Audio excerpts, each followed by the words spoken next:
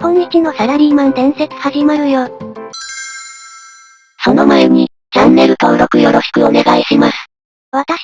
自分の仕事これだ、と決めつけるのではなく、まず、自分には何ができるのかを考えることが、大切だと思っています。結果に即、結びつかなくとも、誰かのためになろうと自ら進んで物事に取り組む姿勢必ずや周りを動かし、何らかの変化を与えるものだと、思うからです。事務担当の私がお客様から注文を、いただいて、直接、会社の業績に貢献することできませんが、その手助けをすること可能だと思います。私が、自分が仲間や会社の力になりたいという強い気持ちを常に念頭に置いて取り組んでいる業務として、お客様との電話対応があります。お客様との電話対応も業績を伸ばす大切な手助けの一つであり、会社にかかってきた電話を取る、その行為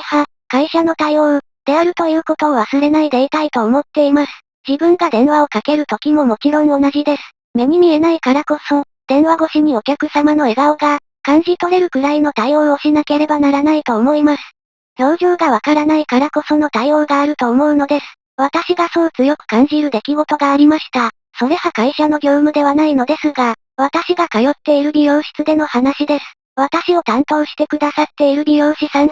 いつも予約がいっぱいの状態でした。この時予約の電話を、日を置いて2回かけましたが、結局、予約を取ることができませんでした。それから1ヶ月後、その美容室に行った時、担当の美容師さんに、長い間来られませんでした。ね。他の美容室に行かれたのかと思いましたよ、と、言われました。私が予約を入れようとしたことなど、まるで知らない様子でした。それに少しがっかりしました。そこで私美容室の店長に予約係の方や、その他スタッフの方にも、次に述べます2つのことを、やってみてどうかと提案をしました。1点担当美容師の予約がどうしても取れない場合でも、必ずお客様のお名前をお伺いし、予約の電話を、いただいた旨が担当美容師に伝わることをお伝えする。2点予約がいっぱいだからといってすぐに断らず、一旦、担当美容師に確認をする。そして時間の変更を、いただければ予約が取れる。待ち時間が生じてしまうが、それをご了承いただければ予約が取れるなど、お客様にお伝えし、ご相談をする。一等実行することで、担当美容師指名してきてくださるお客様に、予約をすぐにお取りできなかったことに対してお詫びをし、また、何度もご予約のお電話をいただいて、申し訳ございませんでした。お待ちしておりました。と一言付け加えることで、感謝の気持ちを伝えることができます。その一言によって、私たちお客この美容師さん丁寧で、お客を大事にする人だ、と感し、また同時に連絡が行き、渡った素晴らしい美容室だと感じると思うのです。その後、その美容室私の提案を採用し、実行されるようになりました。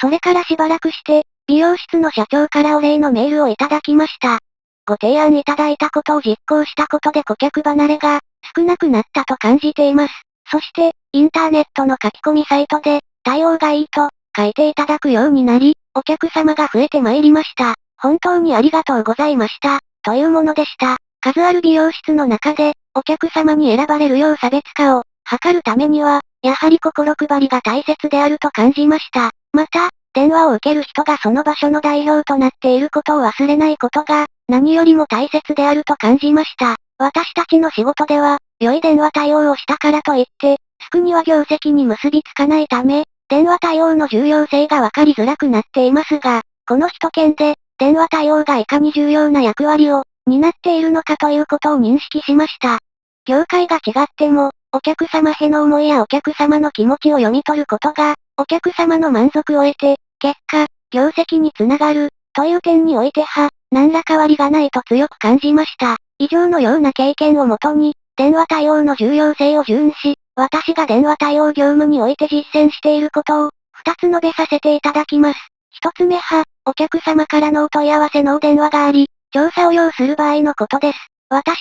ご回答までにかかる時間を過去の事例から推測し、その時間をお客様にお伝えするようにしています。例えば、すぐにお調べいたします。申し訳ございませんが、1分後に折り返しご連絡をさせていただいても、よろしいでしょうかというようにしています。すぐに調べる、ということ必ずお伝えしなければならないと思っています。それがお客様への誠意の表れだと、感じているからです。はっきりとご回答までの時間が、わからない場合や、多くの時間を要することが、予測できる場合は、すぐにお調べいたしますが、少々お時間をいただくかと思います。申し訳ございませんが、いつまでには、ご連絡させていただきますので、しばらくお待ちください、と、お伝えします。また、お客様に提示させていただいた約束のお時間までに、ご回答ができないこともあります。しかし、その時は放っておかず、ただいまお調べしておりますが、まだ詳細がわかっておりません。大変申し訳ございませんが、もうしばらくお待ちください、と、途中経過の電話を必ず入れます。そして、その経過は不在の営業担当にも伝え、社内の情報共有を図り、お客様に対するフォロー体制を作るよう、努めています。なぜならば、自分がお客様の立場で、電話をした時、そのように対応してほしいと思うからです。お客様は、私どもにお聞きになりたいことやご要望があって、お電話をくださいます。電話対応に当たる者からすれば、つまらないことと捉えてしまうようなことがあるかもしれません。しかし、それがどんな些細なことであれ、迅速かつ丁寧にお答えしなければならないと思っています。そして、どのような状況でもそのような対応が、できているかどうか、いつも顧みる必要があると思います。知りたいことは少しでも早く知りたいと思うのが、人の心というものです。何時までに回答させていただきます、と、お伝えすることによって、お客様に安心と信頼を与えることができると思います。科目み、折り返しの電話を待っているときは、その電話がかかってくるまでは、席を外さないでおこうと考えますので、お客様にもそのような無駄な気遣いを、かけないで済むと考えます。些細なことかもしれませんが、そのお客様とのやりとりが、次の注文に乗がることも往々にしてあるものだと思っています。電話対応業務において実践している二つ目のことは、ご来社いただいたお客様からお電話があったとき、先日はご来社いただきありがとうございました、という言葉を付け加えるようにしているということです。私はお客様を大切に思う気持ちを常に持ち、それを表すことがお客様に、丁寧な対応をしてくれる会社、だと思っていただける第一歩になると思うのです。自分の対応で会社のイメージが良くなるということは、とても嬉しいことです。企業イメージの向上が業績に、つながるものだと思いますので、お客様への心遣いを大切に業務に当たりたいと思っています。しかしながら、いいサービスやいい製品を提供するだけで、他のキナとの差別化は図れるのでしょうか？差別化を図るためには、常にお客様のことを考えて行動し、自分の対応で会社の付加価値をつけるのだ、という強い気持ちを持つことが必要だと思うのです。社員全員がそのような気持ちを持って取り組めば、お客様第一主義を高らかに掲げることのできる、素晴らしい会社になると信じてやみません。お客様第一主義を徹底した上で、さらに深い満足をお客様に提供するためには、社内のコミュニケーションが大切であると感じています。私はお客様に対してだけではなく、営業担当に対しても、社外で目いっぱい仕事ができるよう、自分が役に立てることを進んでするようにしています。自分が何かすることで営業担当の負担が軽減されれば、嬉しいですし、それを喜んでもらえれば、さらに大きな、喜びを感じます。そのことで会話が生まれ、コミュニケーションが広がり、強いチームワークと団結力が、生まれると思うのです。営業サポートの仕事において、私が自ら言っていることで、有効であると感じていることを、一つお話しします。それは、日々の受注、売上の進捗表を毎日、メールで送信することです。以前は、月末近くになってから、受注、売上がいくらで、予定達成まであとどれくらい、足りないのかを見るというのが実際のところでした。営業担当も大方はわかっているのですが、日々の数字の進捗を一円も違わず完璧に把握することはできていませんでした。大まかな数字を提示するのではなく、一円単位まで提示することによって緊迫感が生まれると、私は考えます。予定達成まで、だいたい何円くらい、足りない、というのと、何円足りない、と一円単位まで、提示するのとでは、数字への到着心も変わってくるのでは、ないでしょうか。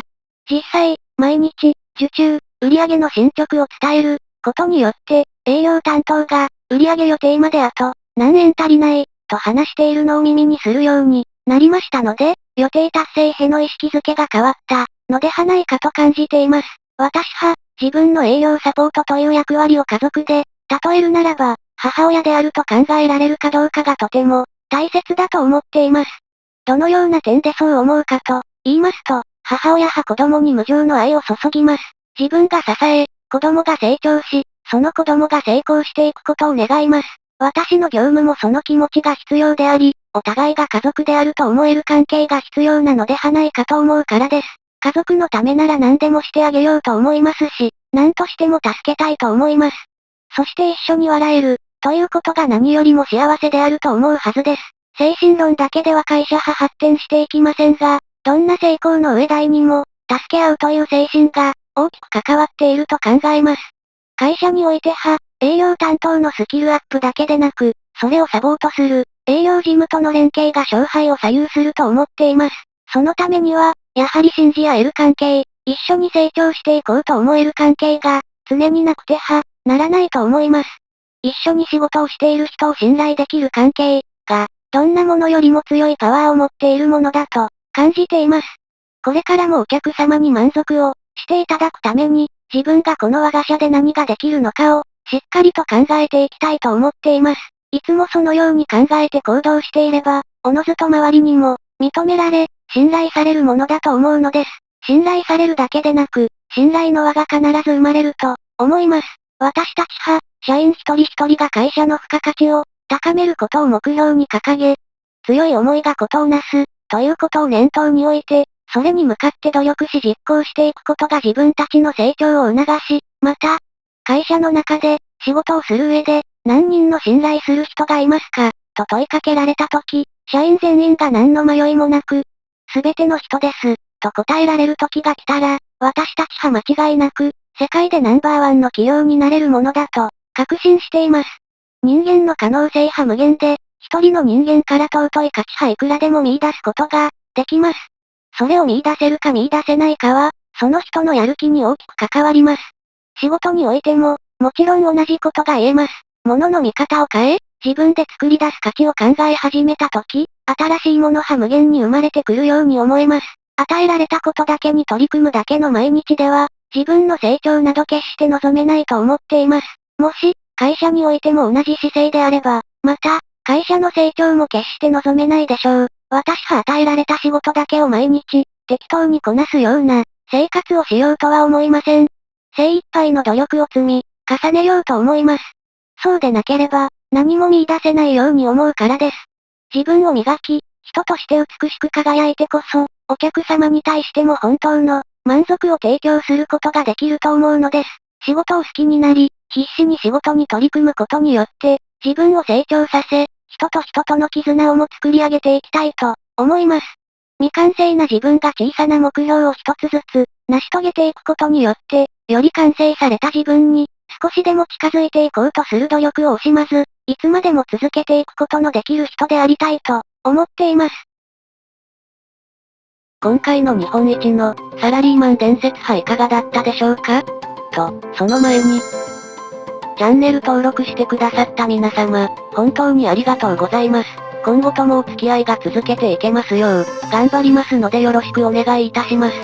チャンネル登録がまだの方は、この出会いをきっかけに登録して、いただけると幸いです。よろしくお願いいたします。